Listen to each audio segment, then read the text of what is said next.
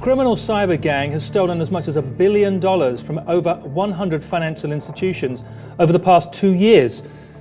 The gang, which has been dubbed Carbanak.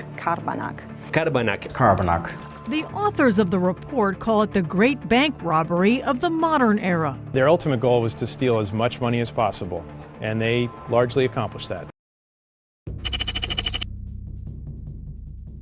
शाम के 7 बजे 2 लोग ताइपी के बैंक में जाते हैं और एक एटीएम के सामने खड़े हो जाते हैं। उनका बिहेवियर काफ़ी अजीब था, एज सच कि वो दोनों काफ़ी डरे हुए हैं। वो लोग कुछ नहीं करते हैं एंड बस मशीन के सामने खड़े हुए थे एंड तभी एकदम से एटीएम मशीन से काफ़ी सारे पैसे निकलना स्टार्ट हो जाते हैं एंड वो दोनों उन्हें एक बैग में भरना स्टार्ट कर देते हैं। तभी वहाँ पर एक स्ट्रेंजर आ जाता है जिसे देखकर वो दोनों काफ़ी डर जाते हैं और बाकी का कैश बिना उठाए ही वहाँ से भाग जाते हैं। जब वो स्ट्रेंजर उस बैंक के अंदर जाता है वो देखता है कि ज़मीन पर बहुत सारा कैश पड़ा हुआ है एंड मशीन अभी भी पैसे निकाल रही है।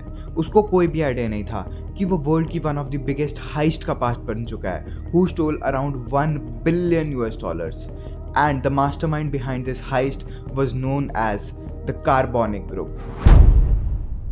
Carbonac was a game changer, I think. Poof. The attackers, they have the password of the administrator. So at that point we knew that they were watching what we were doing. It's very hard to arrest a piece of code.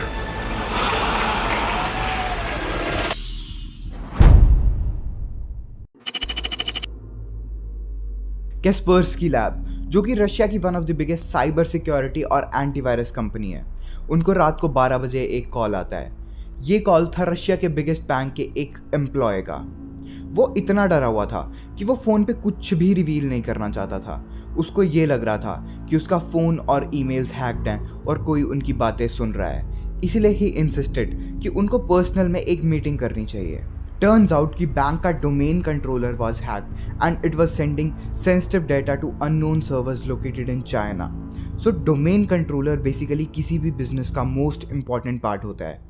मतलब अगर तुम्हें किसी भी तरह domain controller का access कर लिया तो तुम्हारे पास उस सब चीज़ का कंट्रोल होगा जो भी उस नेटवर्क से कनेक्टेड होगी। तुम उस सर्वर में कुछ भी कर सकते हो, जैसे कि किसी भी कस्टमर का डाटा देख सकते हो, किसी के भी अकाउंट से फंड्स ऐड और रिमूव कर सकते हो एंड इवन तुम $millions ट्रांसफ़र कर सकते हो through swift banking system. So अगर ये चीज़ प्रूव हो जाती कि such illegal activities were going in $1 billion bank, तो ये चीज़ बैंक और उसके एम्प्लॉयज़ के लिए काफ़ी बड़ी प्रॉब्लम क्रिएट करने वाली थी।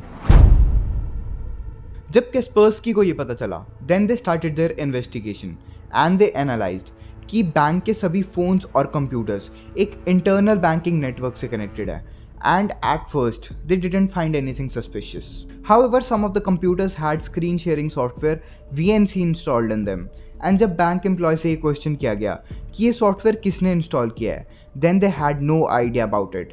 इसलिए कैस्पर्स्की के एक साइबर सिक्योरिटी एक्सपर्ट को लगा कि someone is spying on the bank and to test his theory उसने एक ब्लैंक वर्ड डॉक्यूमेंट खोला एंड उसने उस पर हेलो लिखा एंड थोड़ी देर वेट करने के बाद कर्सर अपने आप मूव हुआ एंड कंप्यूटर ने अपने आप नेक्स्ट लाइन में लिखा hello you won't catch us, जिसे देखकर कैस्पर्स्की के एक्सपर्ट को काफ़ी इंसल्ट सी फील होती है एंड वो अब सोच लेता है कि वो इस हैकर को पकड़ के ही रहेगा।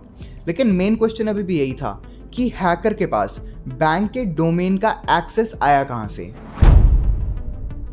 तो इन्वेस्टिगेशन करने पे ये पता चला कि बैंक के एक एम्प्लॉय को कुछ महीनों पहले एक ईमेल आई थी who was claiming to be a customer of this bank, but in reality the email was completely fake and उस ईमेल के साथ एक वर्ड डॉक्यूमेंट अटैच था which had malware virus in it.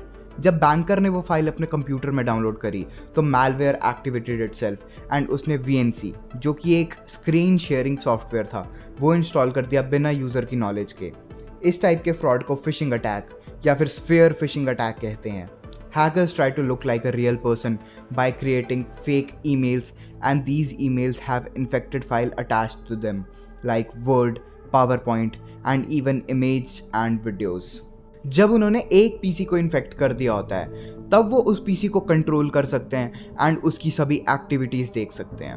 Hackers फिर उस infected PC का use करते हैं to infect the rest of the machines connected to the network and to find the administrators computers.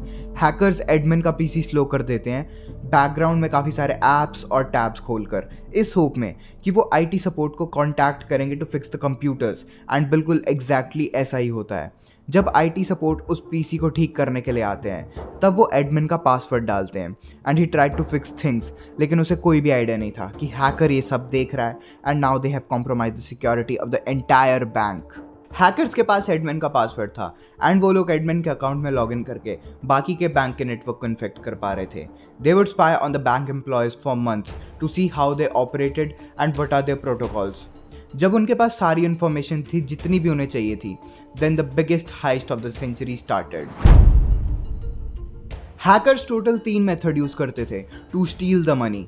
First method was कि वो लोग किसी हाई रैंकिंग बैंक एम्प्लॉय के डिस्गाइज में उनके अकाउंट्स में पैसे मैनुअली ट्रांसफर करते थे through international banking system known as SWIFT, ताकि उन पे कोई डाउट ना कर सके।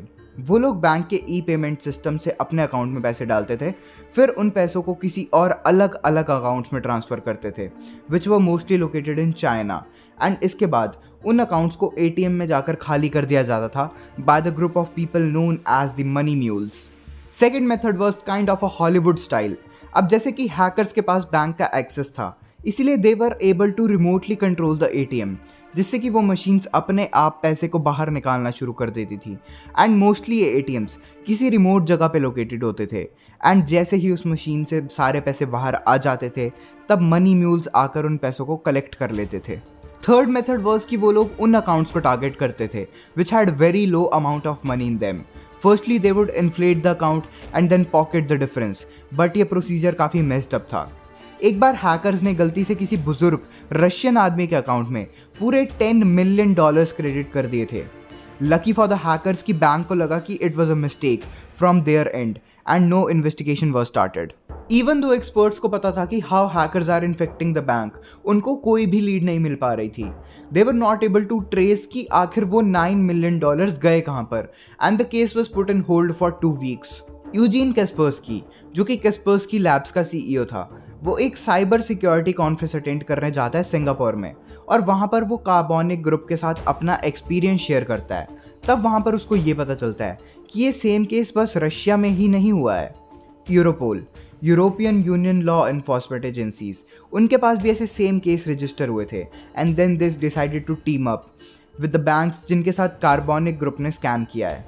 तब एक ग्रुप स्टार्ट हुआ which included experts from other intelligence agencies also, and it was known as Joint Cyber Crime Action Task Force, known as JCAT. So JCAT again started the investigation, and starting में उनको hacker के regarding कोई भी ऐसा clue नहीं मिला until एक expert को कार्बोनिक कोड में एक छोटी सी गलती मिली। इस गलती की वजह से experts were able to send a request to Carbonic command and control servers. In basic terms, अगर वो लोग सर्वर को एक स्पेसिफिक मैसेज भेजते थे तब उन्हें एक स्पेसिफिक मैसेज रिसीव होता था, but there was just one problem कि उनको ये मैसेज बस कार्बोनिक ग्रुप के सर्वर को ही भेजना होता था, ना कि किसी और सर्वर को। एंड सबसे बड़ी दिक्कत ही ये थी कि किसी को भी कार्बोनिक ग्रुप के फिजिकल या डिजिटल एड्रेस का कुछ भी नहीं पता था, विच मीन्स कि कैस्पर्स्की टीम को एंटायर इंटरनेट को स्कैन करना पड़ा एंड उन सभी सर्वर्स को रिक्वेस्ट भेजनी पड़ी जो भी वेब से कनेक्टेड है, इस होप में कि कभी ना कभी तो कार्बोनिक ग्रुप के सर्वर का रिप्लाई उनको आएगा। It was a shot in a dark, उनको ये सब करने में कई दिन या इवन महीने लग सकते थे, but they got lucky enough कि after 2 days they got exactly what they wanted. Carbanak group के सर्वर ने उनकी रिक्वेस्ट का रिप्लाई करा, and as a result experts were able to find the server of Carbonic Group. The server was located in a country with best infrastructure and connectivity.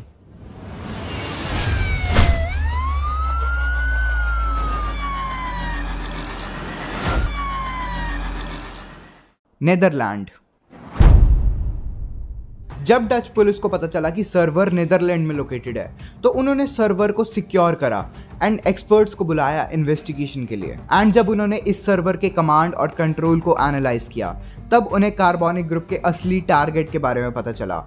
वो लोग बस Russia ही नहीं, बल्कि they were targeting almost every other country in the world, from China, Bangladesh, India and many more Asian countries to Africa and even USA. The U.S. is under cyber attack as federal officials warn that a likely Russian-based hack has penetrated deep into U.S. national security infrastructure. The breach is widespread, and there are growing concerns tonight about what may come next. Carbonic group hundreds of financial institutes से पैसे चुरा रहा था without even noticing, and अभी तक उन्होंने total $700 million चुरा लिए थे। इसके बाद इन्वेस्टिगेशन काफ़ी सीरियस हो गई। जेकैट टास्क फोर्स ने एक दूसरी इंटेलिजेंस एजेंसीज के साथ भी कोऑपरेट करना स्टार्ट कर दिया, लाइक FBI, रॉ, CIA and many more who were searching for the same criminals. जैसे ही इन्वेस्टिगेशन काफ़ी स्ट्रॉन्ग हुई and experts got closer to the Carbanak group, वो लोग कुछ महीनों के लिए अंडरग्राउंड चले गए एंड गायब हो गए। But their plan was to return with a bigger crime, लेकिन उनको ये नहीं पता था कि उनकी सबसे बड़ी गलती होने वाली है।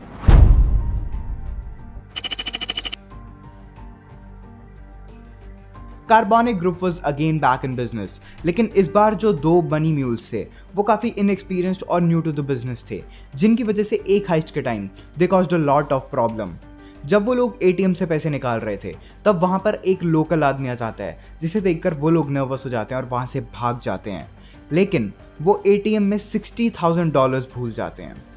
उनके स्ट्रेंज बिहेवियर्स और पैसे छोड़ने की वजह से वो लोकल आदमी पुलिस को इन्फॉर्म करता है and Taiwanese police CCTV check करती है एंड उनको समझ आ जाता है कि उन दोनों में कुछ तो गलत है, and in no time this incident was all over the news. The first bank reported that over 70 million NT dollars was withdrawn illegally. The withdrawals were made in both Taipei and Taichung across 34 ATMs and 20. इसी के साथ 500 police officers were going through CCTV footage, जिसकी वजह से उनको उन दोनों mules का एड्रेस मिल जाता है एंड पुलिस और 22 सस्पेक्ट्स की आइडेंटिफिकेशन करती है, जिसमें से most of them were Russians and rest were from eastern Europe. Carbonic gang एक काफ़ी बड़ी प्रॉब्लम में थी।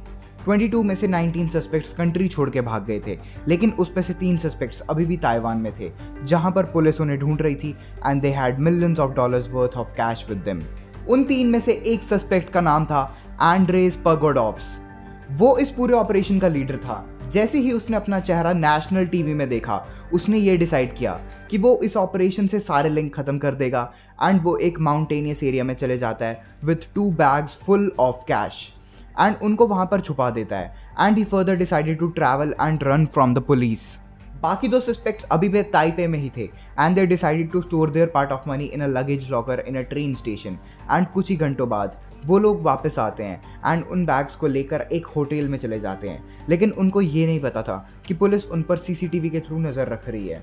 वो लोग अपने होटल के रूम में जाते हैं, लगेज को वहाँ पर रखते हैं और रेस्टोरेंट में लंच करने चले जाते हैं। तभी वहाँ पर पुलिस आ जाती है एंड उनको अरेस्ट कर लेती है एंड एक दूसरी टीम उसी दिन आंड्रेस को भी अरेस्ट कर लेती है। ताइवानीज पुलिस ने कुछ ऐसा काम किया था जो कई सालों में कोई भी नहीं कर पाया था and even though arrested man बस वर्कर थे जो कि कार्बोनिक ग्रुप के लीडर के अंडर काम कर रहे थे। This was the first arrest made in the Carbanak case, लेकिन authorities wanted leader of the Carbanak group and this was the time when the manhunt for the leader of the carbonic group begins.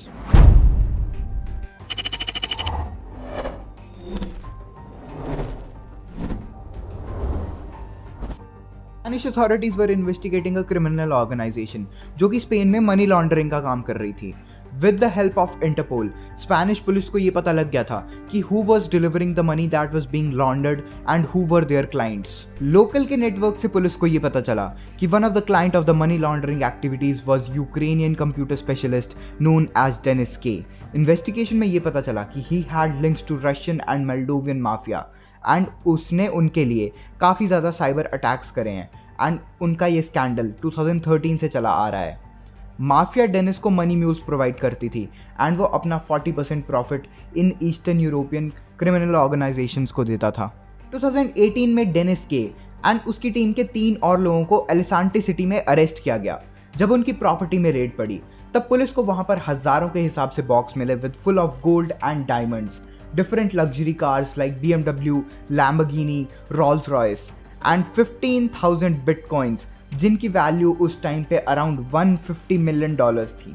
And the $1 billion which was stolen from the banks and the ATMs were never founded।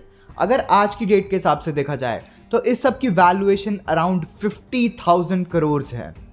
Even though Dennis K is supposed to be the leader of the group, Kaspersky Labs का आज भी ये मानना है कि there are many more people who were involved in this operation and the group is still active and are stealing millions of dollars every year and are operating under different names such as Fin7, Joker Stash, Cobalt Spider and many more.